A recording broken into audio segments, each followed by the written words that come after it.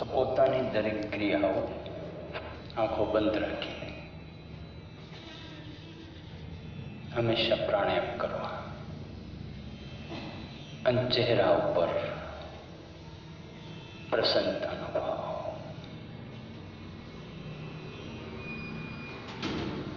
જેટલો પ્રસન્નતાનો ભાવ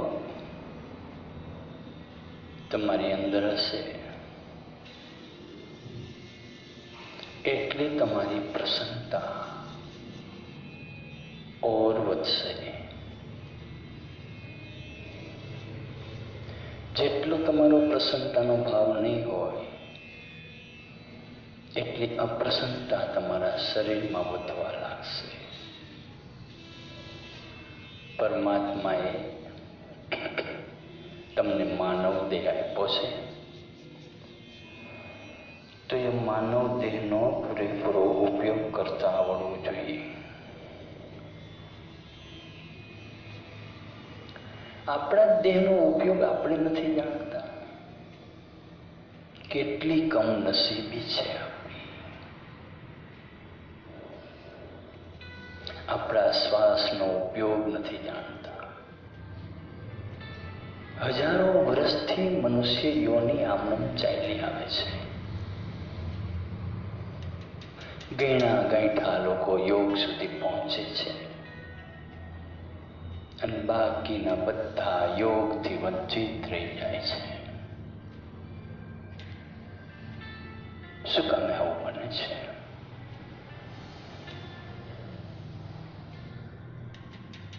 એનું કારણ છે કે મનુષ્ય પરાવલંબી જીવન જીવવા ટેવાયેલો છે. આખું જીવન મનુષ્ય પરાવલંબી, બીજા ઉપર ડિપેન્ડ, ખુદથી ખુદ વંચિત.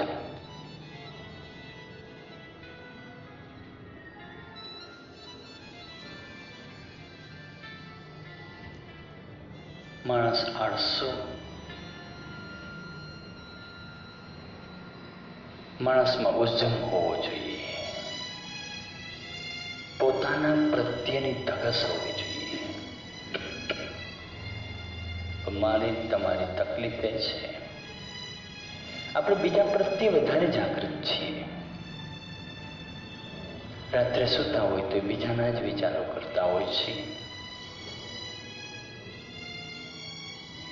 જે ખરેખર પોતાના વિચારો કરવાના છે. કોઈ પણ વૃક્ષ હોય ને, ફળ ક્યારે આપે? જ્યારે પૂર્ણપણે એનો વિકાસ થઈ જાય, ફળ દેવાને લાયક થઈ જાય, તઈ મને તમને એમાં ફળ ઉગે એ લેવાની મંજૂરી મળે છે. નહીં તો ફળ ઉગતા જ નથી એમાં. એવું મનુષ્યનું છે. મનુષ્યે પોતાની શક્તિઓનો વિકાસ કરવાની જરૂર છે.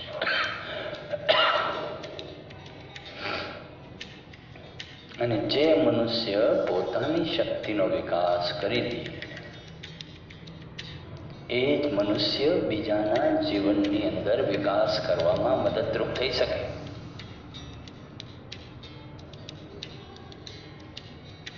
હવે આપણથી કિલો એક ઉપાડવાની તેવડ ન એટલે આવો તારું 5 કિલો ઉપાડી દઉં હું, પછી મરીને માંદા પડીએ.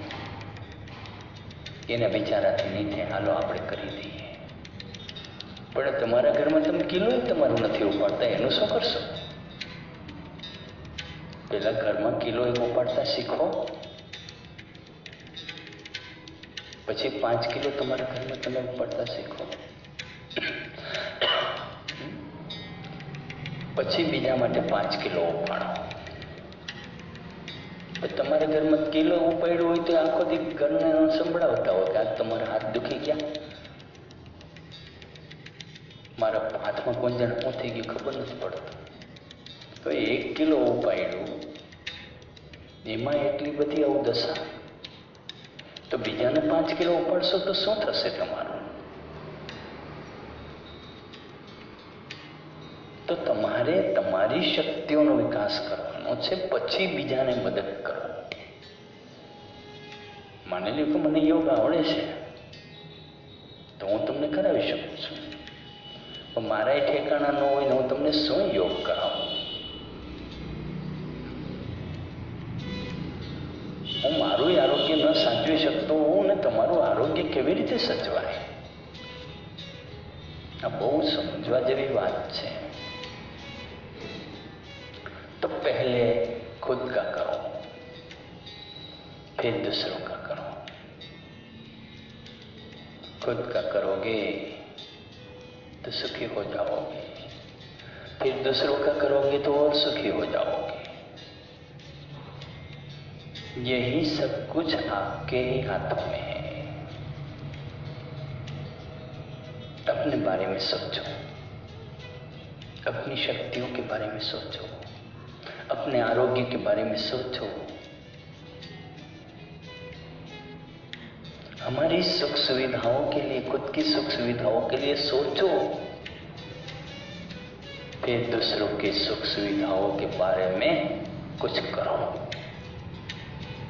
लेकिन शास्त्र में सुन लिया कि बस सेवा करो, मेवा मिलेगा. मतलब मेवा पाने के लिए आप सेवा करना चाहते हैं, सेवा करने के लिए नहीं. वहां आपका स्वार्थ है तो सामने वाला कभी भला नहीं होगा और आपका तो कभी भला नहीं होगा. यदि खुद का भला चाहते हो तो पहले अपनी भलाई करो, फिर दूसरों की भलाई करोगे तो काम लगेगा. लेकिन सिर्फ दूसरों की भलाई करोगे तो तुम्हें कभी लाभ नहीं मिलेगा. ओम जी. ઓમ જી ગુરુજી આવો છો ને? हाँ जी. હા, બીજી શેરી અને 110 નંબર. भले भले. આમ તો તમે આવી ગયા છો પણ તોય હા ભલે ઓમ જી.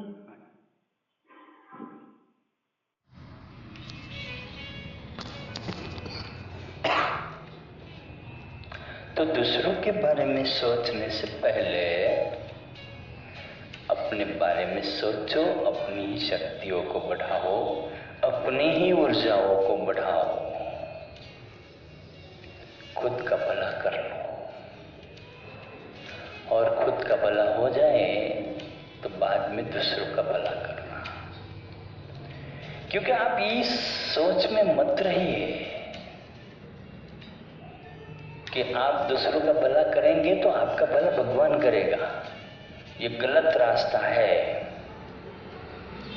दूसरों को मूर्ख बनाने का रास्ता है. दूसरों का भला करने वाला का कभी भगवान भला नहीं करता. तो आप दूसरों का भला करेंगे तो भगवान क्यों नहीं करता उसका भला? ये तो सोच लो. अगर आप अपनी भलाई के लिए दूसरों की भलाई करते हो तो ठीक नहीं है. अपनी भलाई हो जाए, बाद में दूसरों की भलाई करो तो परमात्मा तुम्हारी भलाई करने के बारे में नहीं सोचेगा. और जब तक तुम्हारी शक्तियां नहीं है दूसरों की भलाई करने के लिए, यदि भलाई करना ही है तो भगवान को सिर्फ प्रार्थना करके कह दो कि प्रभु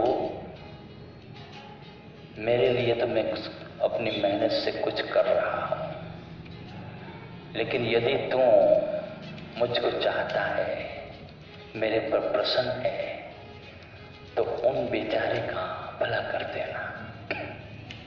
क्योंकि तू तो जानता है प्रभु मैं मदद नहीं कर सकता, तू जानता है प्रभु. लेकिन प्रभु तू तो कर सकता है ना, क्योंकि मैं उसको मदद करूं और तू मुझे मदद करेगा तो उस मदद में तेरे को भी मजा नहीं आएगा, मेरे को भी नहीं आएगा. लेकिन मेरी मदद के बदले तो उसकी कर दे, मैं अपने लिए अपनी मदद खुद कर लूंगा. फिर भी नहीं हो पाया तो मैं तुझे प्रार्थना कर लूंगा प्रभु, लेकिन अब तो उसको मेरे से ज्यादा जरूरत है, उसको मदद कर दो. जब आपके पास कुछ नहीं है तब, और यदि आपके पास है तो अवश्य मदद कीजिए, लेकिन भगवान से खुद के लिए कभी मदद मत मांगना. यही बात आज के दिन के लिए ठीक रहेगी. વિશ્રામ બંને હાથની હથેળી ખોલી ઘસીશું, આંખો પર લગાવશું. હથેળીઓમાં આંખો ખોલીને ચહેરાને મસાજ કરતા કરતા હાથ હટાવશું. બંને પગ લાંબા કરી થપથપાવી લેશું.